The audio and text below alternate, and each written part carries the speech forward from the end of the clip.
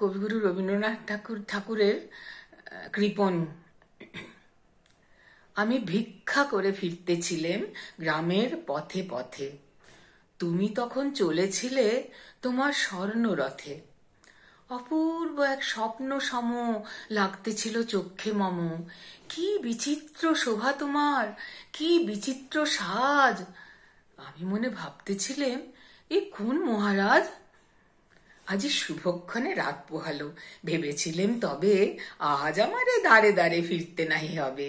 বাহির হতে নাহি হতে কাহার দেখা পেলেম পথে। চলিতে রথ ধন ধান্য ছড়াবে দুই ধারে। মুঠা মুঠা কুড়িয়ে নেব ভারে ভারে। দেখি সহসা রথ থেমে গেল আমার কাছে এসে। আমার মুখ পানে চেয়ে নামলে তুমি হেসে। দেখে মুখের প্রসন্নতা জুড়িয়ে গেল সকল ব্যথা। হেন কালে কিসের লাগি তুমি অকস্মাৎ আমায় কিছু দাও গো বলে বাড়িয়ে দিলে হাত। মরিয়ে কি কথা রাজাধিরাজ, আমায় দাও গো কিছু। শুনে ক্ষণকালের তরে রইনু মাথা নিচু। তোমার কি বা অভাব আছে ভিখারি ভিক্ষুকের কাছে?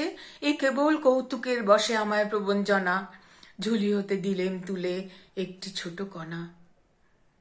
যবে ঘরে এসে পাত্রখানা উজাড় করি, এ কি ভিক্ষা মাঝে একটি ছোট সোনার কণা দেখি। দিলাম যা রাজ ভিখারি রে, স্বর্ণ হয়ে এলো ফিরে।